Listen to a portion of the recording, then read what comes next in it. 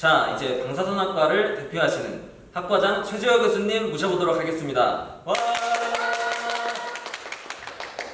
자, 안녕하세요, 교수님. 안녕하세요. 네, 교수님 간단하게 자기소개 한번 해주세요. 네, 저는 안산대학교 방사선학과 학과장을 맡고 있는 최재호 교수입니다. 반갑습니다. 와! 교수님, 저희가 이 자리에 교수님을 초청한 이유가 면접고사에 대해서 더 정확히 자세히 알아보기 위하여 교수님을 모셨는데요. 아, 맞습니다. 그렇다면 교수님, 면접고사는 왜 중요한가요?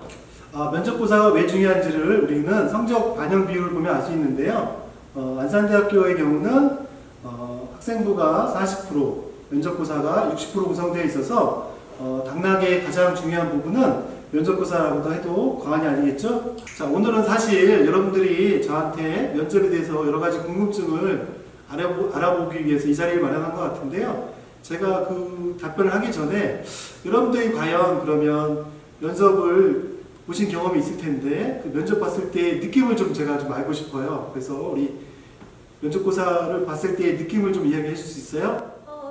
저는 면접을 봤을 때 솔직히 긴장할 수밖에 없는 상황인데 면접장에 들어가서 이제 의자에 앉고 교수님들을 보고 이야기를 할 때 교수님들께서 되게 환하게 웃어주시면서 내 이야기가 버벅대든지 긴장하더라도 끝까지 들어주시는 모습과 또 웃어주시면서 긴장을 많이 풀어주셨기 때문에 저는 편안했던 분위기라고 생각이 들었습니다. 아, 맞습니다. 저 또한 너무 밝은 분위기여서 되게 긴장이 오히려 되지 않았고, 제가 또 긴장을 하지 않을 수 있었던 방법 중에 하나가 사실 여러분들에게 꼭 한번 말씀드리고 싶었던 건데, 여러분이 면접을 보고 대학교에 입학하고 나면은 이제 존경하는 교수님이 되시지만 여러분이 면접을 볼 때까지는 사실 동네 아줌마 아저씨라고 생각하고 면접을 보셔도 되기 때문에 저는 그렇게 실제로 봤었고요. 죄송합니다. 예, 아저씨라고 하죠, 우리가. 죄송합니다.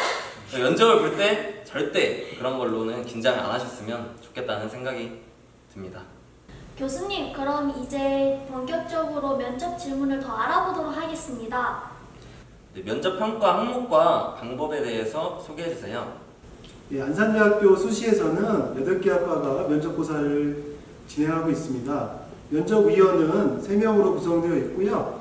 평가 항목은 학과마다 조금씩 차이가 있지만 우리 방사선학과 같은 경우는 면접 태도, 그다음에 인성, 가치관, 지원 동기, 적성 및 전공 이해도, 학업 의지 등 5개 항목으로 구성되어 있습니다.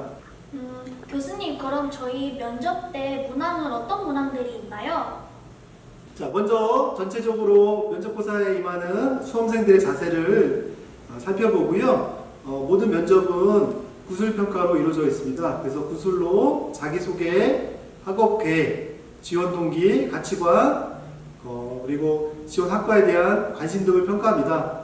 면접평가 문항은 안산대학교 입학 홈페이지에 자세하게 나와 있으니까 먼저 면접고사 전에 꼼꼼히 챙겨보시고 준비하시면 좋을 것 같습니다. 네, 그렇다면 교수님께서 학생들이 이제 면접을 잘 준비할 수 있도록 면접 준비 요령에 대해서 말씀해 주시면 좋을 것 같습니다.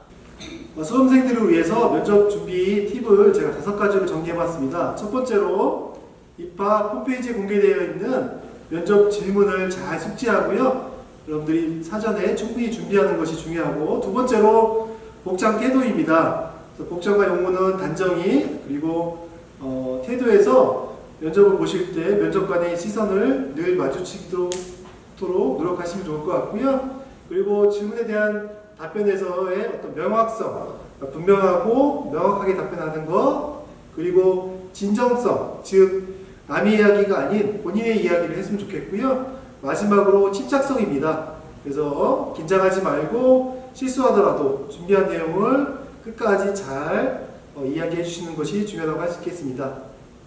교수님, 그럼 면접 때 혹시 생각나는 에피소드가 있으신가요? 기억에 남는 에피소드를 2가지만 소개해 볼게요. 한 지원자는 개인적으로 준비한 것이 있다고 해서 개인적인 준비한 것을 해도 되냐고 저희한테 물어봐서 한번 해보라고 기회를 줬는데 안산대학교 교관을 부르는 학생이 있더라고요. 사실은 저도 여기에 있지만 학교 교관은 많이 부르지 않는 터라 잘 몰랐는데 나중에 확인해 보니까 이게 교과였더라고요. 또 하나는 자기소개에서 자기 별명을 이야기하는데 자기 별명이 간디라고 소개한 친구가 있었어요. 그런데 그 친구의 모습이 간디하고 너무 닮아서 우리 면접관들이 모두 웃었던 기억이 납니다. 그리고 뭐 이건 에피소드라고 에피소드고 여러분들한테 팁이란 팁인데요. 저희 방산학과를 지원한 학생이 다른 보건계열에 지원한 학생들이 있을 텐데요. 그 면접을 보면서 우리 과에 지원했는지 아니면 다른 보건계열에 지원했는지 헷갈려서 과를 잘못 이야기하는 경우도 있는데 이런 부분들은 긴장해서 그런 것 같고요. 어쨌든 이런 에피소드들이 있습니다.